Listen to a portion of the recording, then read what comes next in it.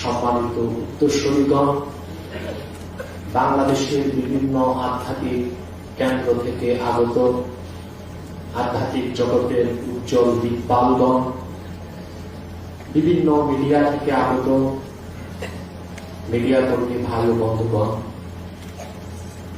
এবং ইসলামী চিন্তাবিদ যারা উপস্থিত হয়েছেন, তাদের সকলকে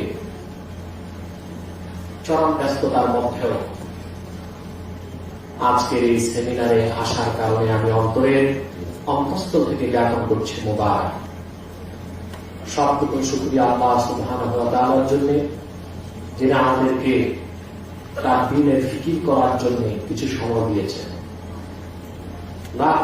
তার চেয়ে অনেক বেশি দরুদ ও সালাম আল্লাহর সৃষ্টির প্রধান আকর্ষণ, বিশ্বসভার সভাপতি, সকল নবী রাসূলের মাথার মুকুট, শামসুল দুজা, নবিয়ুল আম্বিয়া, সুলতানে মদিনা, নবীজি হযরত মুহাম্মদ সাল্লাল্লাহু আলাইহি ওয়াসাল্লামের উপর আল্লাহ পাক আজ থেকে ১,৫০০ বছর আগে যাকে প্রেরণ করে নবুয়তের রিসালাতের দরজা চিরতরে বন্ধ করে দিয়েছেন, যার ফলে আজ পর্যন্ত পৃথিবীতে অবশ্যই কোন প্রকার কি নবী বা রাসূল অবশ্যই আসে নাই, অবশ্যই এখনো নাই, অবশ্যই কিয়ামত পর্যন্ত আসবে না। সম্মানিত সুধী, হাদিয়া বাংলার শাহ কারামত আলী জয়পুরী রহমতুল্লাহ একটি নাম, একটি ইতিহাস। পৃথিবীতে ইতিহাস কিছু ব্যক্তিকে সংরক্ষণ করে, আর কিছু ব্যক্তি ইতিহাসের গতি প্রকৃতিকে পরিবর্তন করে ইতিহাসকে সংরক্ষণ করে। ওইরকম একজন মহান ব্যক্তি শাহ কারামত আলী জয়পুরী রহমতুল্লাহ আলাইহি। এখানে ওনার উপর গবেষণার মাধ্যমে চমৎকার আলোচনা করেছেন আমার ভাই মাওলানা আবদুর রহমান খান নদভী, এবং আরো সুন্দর তত্ত্ব ভিত্তিক আলোচনা করেছেন কুষ্টিয়া ইসলামী বিশ্ববিদ্যালয়ের ইসলামী স্টাডিজ ও দাওয়া বিভাগের সম্মানিত চেয়ারম্যান ডক্টর আহসানুল্লাহ সাহেব। আপনারা কারামত আলী জয়পুরী রহমতুল্লাহ উপর অত্যন্ত তথ্যভিত্তিক আলোচনা শুনেছেন, যে ব্যাপারে আমাদের জাতি একেবারে অন্ধকারে আছে। একটি কথা আমি স্পষ্টই বলতে পারি, বাংলাদেশের স্বাধীনতা ও স্বতন্ত্র মুসলিম জাতিসত্তার ঐতিহাসিক স্থপতি শাহ কারামত আলী জয়পুরী রহমতুল্লাহ। এই কথাটি বিগত কালে বিভিন্ন সেমিনারে আলোচনায় আমি তুলে ধরেছি। আপনারা পররাষ্ট্রনীতি রাজনীতির ব্যাপারে সামান্য প্রজ্ঞা যাদের আছে তারা জানেন দেশ বিভক্ত হয়েছে টু নেশন থিওরি, দ্বিজাতি তত্ত্বের ভিত্তিতে। শাহ কারামত আলী জয়পুরী রহমতুল্লাহ আলাইহির দাওয়াতি কার্যক্রম শুরুর আগে তিনি জন্মগ্রহণ করেছেন 1800 সালে, আর ইন্তেকাল করেছেন 1873 সালে। 73 বছরের জীবনের সুদীর্ঘ 50টি বছরই তিনি দ্বীনের দাওয়াতে ব্যয় করেছেন বাংলা, বিহার ও আসামে। 1800 সালে ইংরেজ শাসনের সূচনায় বাংলাদেশের জনসংখ্যার একটি জরিপ হয়েছিল। সেই জরিপে দেখা গিয়েছে এদেশে সনাতন ধর্মের, হিন্দু ধর্মের অনুসারী হচ্ছে শতকরা 70 জন, আর মুসলমান হচ্ছেন 30 জন। শাহ কারামত আলী জয়পুরী রহমতুল্লাহর ইন্তেকালের পর 1875 সালের দিকে দ্বিতীয়বার ইংরেজদের পক্ষ থেকে উপমহাদেশের জনসংখ্যার জরিপ হয়েছে। সেখানে দেখা গেল অলৌকিকভাবে বলা যায় জনসংখ্যার সংখ্যাটাই বদলে গেল, 70% হয়ে গেল মুসলমান, 30% হচ্ছে হিন্দু।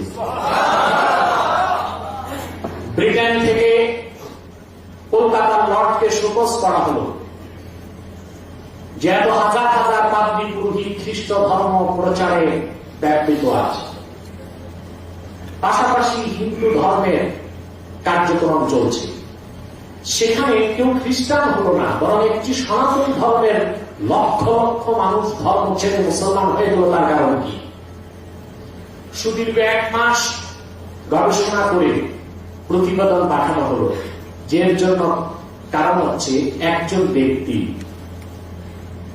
একজন মানুষ, তিনি মুজাহিদের ইসলামী আন্দোলনের উপমহাদেশের রূপকার, খেলাফত ব্যবস্থার প্রধান স্লোগানধারী ও জিহাদ ফি সাবিলিল্লাহ পথে এক মুক্ত প্রতীক সৈয়দ আহমদ বেরেলভী রাহমাতুল্লাহর প্রধান খলিফা হযরত শাহ কারামাত আলী জৌনপুরী রাহমাতুল্লাহি আলাইহি উত্তর প্রদেশের জৌনপুর থেকে বঙ্গোপসাগরের উত্তাল ঢেউকে পাড়ি দিয়ে ভারতে থেকে বাংলাদেশে প্রবেশ করে সুদীর্ঘ 50 বছর এদেশের নদীর বাঁকে বাঁকে, গ্রামে গঞ্জে, শহরে নগরে নগরে দিনের দাওয়াত দিয়েছেন। এদেশের মানুষের ল্যাংটি খুলে, ধুতি খুলে লুঙ্গি পরিয়েছেন, মাথার টিকলি মুছে টুপি লাগিয়ে সরাসরি 1 কোটি লোককে কালেমার শিক্ষা দিয়ে মুসলমান করেছেন। তার সেই বিপ্লবী দাওয়াতি কার্যক্রমের কারণে হিন্দু সংখ্যা হয়ে গিয়েছে 30 আর মুসলমান হয়ে গিয়েছে 70। পরবর্তীতে 47 সালে দেশ বিভক্তির সূত্র হল দ্বিজাতি তত্ত্ব। যে ভূখণ্ডে মুসলমান বেশি সেটা হবে পাকিস্তান, আর যে ভূখণ্ডে হিন্দু বেশি সেটা হবে হিন্দুস্তান। তারই ভিত্তিতে বাংলাদেশ পাকিস্তানের অংশ হিসেবে স্বাধীন হল। আর সেই ধারাবাহিকতায় 71 সালে এদেশের মানুষের রক্তের বিনিময়ে এদেশ স্বাধীনতা সূর্যকে অর্জন করেছে। এটাই হচ্ছে ঐতিহাসিক বাস্তবতা, যে দেশের স্বাধীনতার স্থপতি, সূচনায় যার গোড়া, গোড়াতে যার ভূমিকা, তিনি হযরত শাহ কারামাত আলী জৌনপুরী রাহমাতুল্লাহি আলাইহি। এই হচ্ছে দায়ী হিসেবে তার পরিচয়। তিনি আলেম ছিলেন কত বড়, তার কিতাবগুলো চর্চা না করলে আপনি বুঝতে পারবেন না। সৈয়দ আহমদ বেরেলভী রাহমাতুল্লাহি আলাইহি যখন হজ করতে গেলেন হিজাজ সফরে, মদিনাতুত তাইয়্যিবায়, মক্কাতুল মুকাররমায় উলামায়ে আরবের বড় বড় সমাবেশে সৈয়দ আহমদ বেরেলভী রাহমাতুল্লাহর মুখপাত্র হিসেবে শাহ কারামাত আলী জৌনপুরী রাহমাতুল্লাহ অনর্গল আরবিতে বক্তব্য দিয়ে সৈয়দ আহমদ বেরেলভী রাহমাতুল্লাহর অবস্থানকে পরিষ্কার করেছেন। ঐতিহাসিকভাবে কথা সত্য। মিশকাতুল মাসাবিহের প্রথম অনুবাদ করেছেন শাহ কারামাত আলী জৌনপুরী রাহমাতুল্লাহ, তবে সেই পাণ্ডুলিপি বিলুপ্ত। শামায়েল তিরমিজির প্রথম অনুবাদ করেছেন, সর্বপ্রথম শামায়েল তিরমিজির উর্দু অনুবাদ করেছেন শাহ কারামাত আলী জৌনপুরী রাহমাতুল্লাহ। সেটা আনোয়ারে মুহাম্মাদি সাল্লাল্লাহু আলাইহি ওয়াসাল্লামে জৌনপুর থেকে প্রকাশ হয়। তিনি মিলাদ কিয়ামের উপর এক অসাধারণ ফতোয়ার কিতাব লিখেছেন, কারামাতুল হারামাইন শরীফাইন, আরবিতে অনুবাদ নিজে উর্দুতে করেছেন। একই বিষয়ে তিনি কিতাব লিখেছেন আল মুলাক্কাস। নাসিরুল হারামাইন নামে তিনি একটি কিতাব লিখেছেন। দুঃখ, এই তথ্যটা এতদিন ছিল আমার ভাই ডক্টর আসাদুল্লাহ সাহেবের কাছে। আমরা যত না জানি আমাদের পূর্বপুরুষের ব্যাপারে, তার থেকে অনেক বেশি এগিয়ে আছেন মান্যবর প্রফেসর ডক্টর আসাদুল্লাহ সাহেব।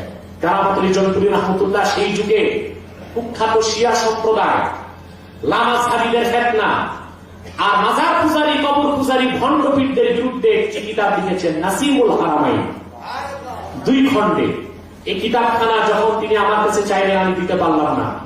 আজমগড় বিশ্ববিদ্যালয় থেকে কিতাবখানার ফটোকপি তিনি সংগ্রহ করেছেন।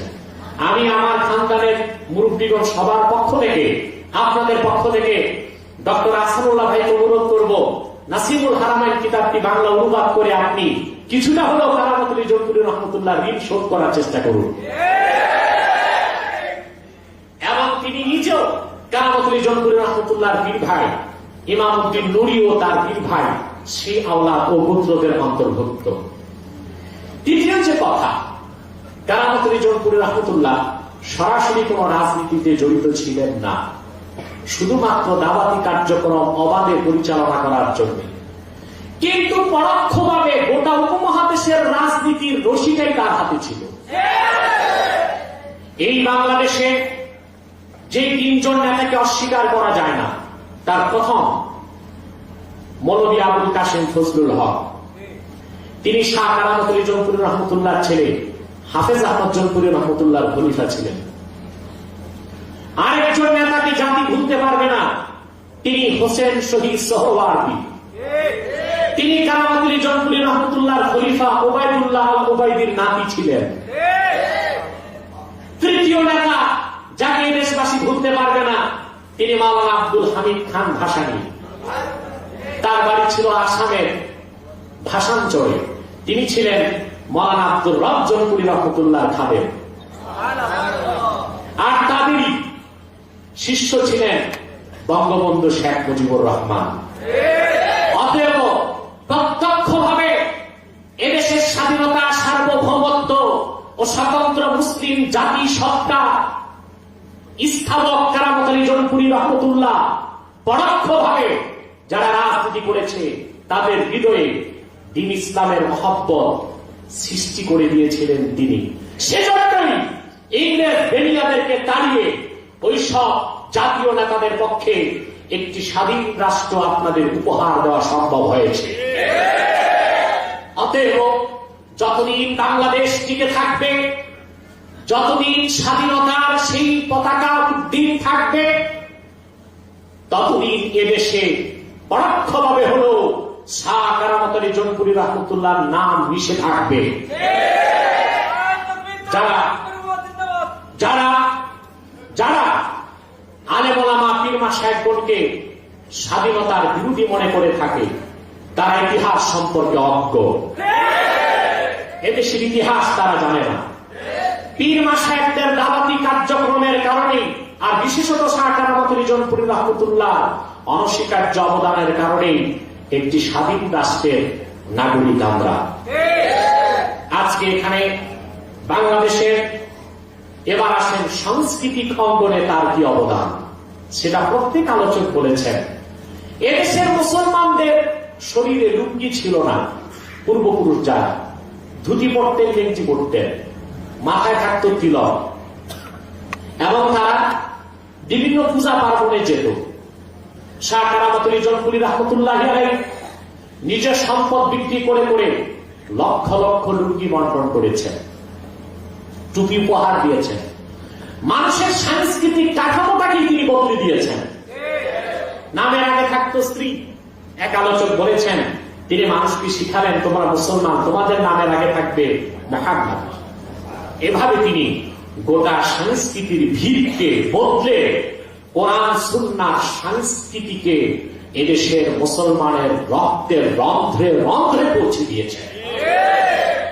আমি আজকে যে উদ্যোগটা নিয়েছি, আমি তার আওলাদ হিসেবে, এটা আমার কোনো কৃতিত্ব নয়, এটা তারই রুহানি দোয়া।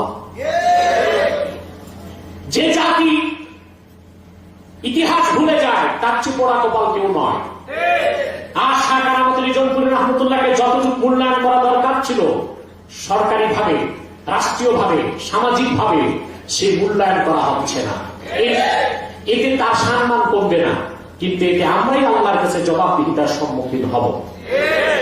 দেখুন, আজকে বাংলাদেশের সকল পীর মাশায়েখগণ এখানে উপস্থিত হয়েছে, আলহামদুলিল্লাহ।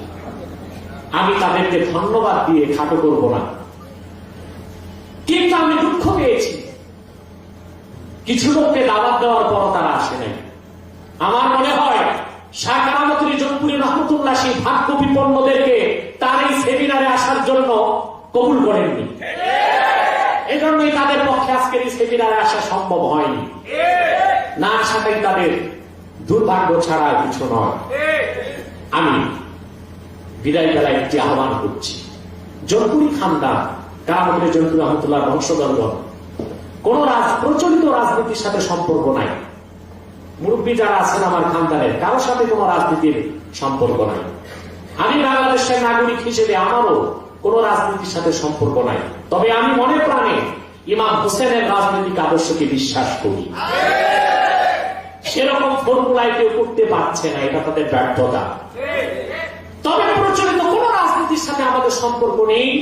আমি শাহ কারামত জনপুরি রহমতুল্লাহ ফাউন্ডেশনের পক্ষ থেকে দেশের বিভিন্ন আধ্যাত্মিক মার্কাজের মুরব্বী যারা আছেন তাদেরকে করজোড় অনুরোধ করব, আমরা সৈয়দ আহমদ বেরেলী ও কারামত জনপুরি রহমতুল্লাহর উত্তরসূরি, আমাদের মধ্যে কোনো ভেদাভেদ নেই। ছোটখাটো বিষয়ে আমাদের মধ্যে দ্বন্দ্ব থাকতেই পারে এবং সে থাকাটা স্বাভাবিক, কিন্তু সকল প্রকার কাফের মুশরিক বেঈমানদের বিরুদ্ধে আমাদের কার্যক্রম থাকবে ঐক্যবদ্ধ। বিশেষ করে আমার একটি ঘোষণা আপনারা সবসময় শুনেন, আমি বলে থাকি যে পীর মাশায়েখদের ভক্তদের মধ্যে সকল দলের লোকই থাকে, কেউ বিএনপি, কেউ আওয়ামী লীগ, কেউ জাতীয় পার্টি, কেউ জামাত, দলীয় মতভেদ থাকতেই পারে, তা থাকবে রাজপথে এবং সংসদে, কিন্তু সকল প্রকার কাফের মুশরিক, দ্বীনের শত্রু, স্বাধীনতা সার্বভৌমত্বের শত্রু যারা, আমাদের সংস্কৃতির শত্রু যারা, তাদের বিরুদ্ধে চার দলের মুসলমানকে ঐক্যবদ্ধ থাকতে হবে। বিশেষ করে কুখ্যাত কাফের কাদিয়ানীদের ব্যাপারে আমি সবসময় আপনাদেরকে সাবধান করি, তারা নিঃসন্দেহে অমুসলিম। ইসলামের সবচেয়ে বড় শত্রু হচ্ছে কাদিয়ানীরা। ইসলামের বিপক্ষে সবচেয়ে বেশি দুষ্কর্ম করেছে মিথ্যানুবদের দাবিদাররা। তাদের মধ্যে ইসলাম ও মুসলমানের সবচেয়ে বড় শত্রু ছিল ইংরেজদের এজেন্ট কাদিয়ানের কাজদা মির্জা গোলাম শয়তান কাদিয়ানী। 1908 সালে সে ধ্বংস হয়ে জাহান্নামের কুখ্যাত কুকুর হয়েছে, তার অনুসারীরা ধ্বংস হয়েছে। বর্তমানে কিছু কাদিয়ানী বাংলাদেশে আছে যারা ইসলামের বিরুদ্ধে, মুসলমানের বিরুদ্ধে চক্রান্ত করে যাচ্ছে এবং বিভিন্নভাবে বিজাতিদের এজেন্ট হিসেবে তারা বিভিন্ন রাজনৈতিক দলে ঢুকে নিজেদের মধ্যে রাজনৈতিক সহিংসতা সৃষ্টি করছে। সেজন্য আমি বলবো বাংলাদেশ সরকারকে কাদিয়ানীদেরকে রাষ্ট্রীয়ভাবে অমুসলিম ঘোষণা করা হোক। যে কোনো কিছুর বিনিময়ে কাদিয়ানী সম্প্রদায়কে রাষ্ট্রীয়ভাবে অমুসলিম ঘোষণা করতেই হবে। প্রিয় সুধী, শয়তান কাদিয়ানীদের পণ্য দ্রব্য কোন মুসলমানের খরা কিনা বেচা উচিত হবে না, সেটা আমরা বহু আগ থেকে সাবধান করেছি। আজকে আমাদের সরে অনেকেই বলছেন, যেমন বিশেষ করে প্রথম আলো কাদিয়ানীদের পত্রিকা আমি বর্জন করতে বলেছি 10 বছর আগ থেকে, কিন্তু আমরা দেখেছি বঙ্গবন্ধুর নাতি সজীব ওয়াজেদ জয় তিনিও প্রথম আলো বর্জন করার জন্য দেশবাসীকে আহ্বান করেছেন। অতএব তাদের পণ্য দ্রব্য আমাদের বর্জন করা উচিত। বিদায় বেলা আমি ধন্যবাদ দেবার ভাষা খুঁজে পাচ্ছি না আপনাদেরকে। আপনারা বাংলাদেশের বিভিন্ন প্রান্ত থেকে নিজের ভাড়া খরচ করে এসেছেন। আপনাদের আমাদের যে লোক সংখ্যা বসার যে জায়গা ছিল দ্বিগুণের বেশি হয়ে গিয়েছে। আমি আপনাদেরকে কোন মেহমানদারি করার সুযোগ পেলাম না, সেজন্য আমি দুঃখিত। পাশাপাশি যারা জনপুরের মেহমান ও বাংলাদেশের বিভিন্ন দরবার থেকে এসেছেন তাদেরকে খুব বেশি সময় দিতে না পারাতেও আমি দুঃখিত। এখন আমাদের মুরব্বী, এখানে আমাদের জনপুরি খানদানের জনপুর থেকে অনেকেই এসেছেন। সভাপতি হযরত মাওলানা আল্লামা শাহ সফি আহমদ সিদ্দিকী জনপুরি, ওনার ভাই মাওলানা ফাইজান সিদ্দিকী জনপুরি, হযরত মাওলানা জাভেদ আলম সিদ্দিকী জনপুরি, হযরত মাওলানা আয়াজ আহমদ সিদ্দিকী জনপুরি, হযরত মাওলানা আশরাফ সিদ্দিকী জনপুরি এবং ওনাদের সন্তানরা এসেছেন। আমার ভাই হযরত মাওলানা ইমদাদুল্লাহ আব্বাসী জনপুরি, হযরত মাওলানা ইহসানুল্লাহ আব্বাসী জনপুরি, হযরত মাওলানা নিয়ামতুল্লাহ আব্বাসী জনপুরি, আমার ছোট ভাই মাওলানা ওবায়দুল্লাহ আব্বাসী জনপুরি সহ আরো যারা এখানে এসেছেন বাংলাদেশের পীর মাশায়েখগণ, তারা যে সময়টা কোরবান করেছেন এবং হাদিয়া বাঙালের মহব্বতে যে ছুটে এসেছেন, নগদ প্রাপ্তি কিছুই নেই, কিন্তু নিশ্চিত আমল নামায় আল্লাহ তাআলা যে আজরুন আজিম দিবেন সেটা আমরা কল্পনা করতে পারবো না। আর রুহানি ভাবে আমরা সকলেই শাহ কারামতুল জনপুরি রহমতুল্লাহ তাওয়াজ্জু পাবো, তাতে কোনো সন্দেহ নাই। এই ফাউন্ডেশনের কাজ আজকে পর্যন্ত নয়। আমার ফাউন্ডেশনের মহাসচিব মাওলানা মাসুদুর রহমান বিক্রমপুরী তিনি আমাকে বলেছেন আগামী বছর চীন মৈত্রী সম্মেলন কেন্দ্রে ইনশাআল্লাহ এই সম্মেলন অনুষ্ঠিত হবে। তাতে আপনারা খুশি আছেন? পাশাপাশি আমার চাচা হযরত মাওলানা শফি আহমদ সিদ্দিকী জনপুরি সাহেব এই প্রোগ্রাম দেখে এত খুশি হয়েছেন, তিনি বলেছেন আগামী বছর এইরকম প্রোগ্রামে আমার পক্ষ থেকে 1 লক্ষ টাকা আমি শরীক হব। আমরা আপনাদের কাছে কোনো কালেকশনের ব্যবস্থা করি নাই। আপনারা যদি কেউ হাদিয়া বাঙ্গালের পক্ষে কিছু খরচ করতে চান, ভবিষ্যতে সুযোগ পাবেন ইনশাআল্লাহ। আমি আপনাদের সকলকে ধন্যবাদ জ্ঞাপন করছি। আমি বক্তব্যরত অবস্থায় দেখতে পেলাম দক্ষিণ বাংলার বিখ্যাত সাধক জালকাঠির কায়েদ সাহাব রহমতুল্লাহ সুযোগ্য পরিচয় টুকরা সন্তান আমার ভাই মাওলানা খলিলুর রহমান নেসারাবাদী সাহেব এসে পৌঁছেছেন। ইনশাআল্লাহ তিনিও 1 মিনিট বক্তব্য দিবেন। তারপর আমার চাচা তিনি বক্তব্য দিয়ে মুনাজাত করবেন। আশেপাশে নামাজের সুব্যবস্থা নেই, এজন্য আমরা মুনাজাতের পর দ্রুত ছেড়ে দিচ্ছি। আমাদের প্রোগ্রামটা ছিল মাগরিবের পর পর্যন্ত, শুধু আসর নামাজের কারণেই আমরা দ্রুত প্রোগ্রামকে ইনশাআল্লাহ সমাপ্তির দিকে নিয়ে যাচ্ছি। ওয়াখির দাওয়ানা আলহামদুলিল্লাহি রাব্বিল আলামিন। আরেকটি কথা, আজকের এই প্রোগ্রামে সিলেট থেকে অনেক ভাই অংশগ্রহণ করেছেন। বিশেষ করে জলপুরি মাস্তাকের অন্যতম খাদেম বদরপুর দরবারের খলিফা মাওলানা আইনুল হুদা, তিনি আমেরিকা থেকে ফোনে কথা বলেছেন এবং আগামী বছর হাদিয়া বাঙ্গালের উপর একটি আন্তর্জাতিক মানের প্রোগ্রাম সিলেট মহানগরীতে অনুষ্ঠিত হবে ইনশাআল্লাহ। সেখানে ইনশাআল্লাহ আমাদের জলপুরি খানদানের অধিক সংখ্যক মুরব্বী উপস্থিত থাকবেন। ওয়াখির দাওয়ানা আলহামদুলিল্লাহি রাব্বিল আলামিন। আসসালামু আলাইকুম ওয়া রাহমাতুল্লাহি তাআলা ওয়া বারাকাতুহু।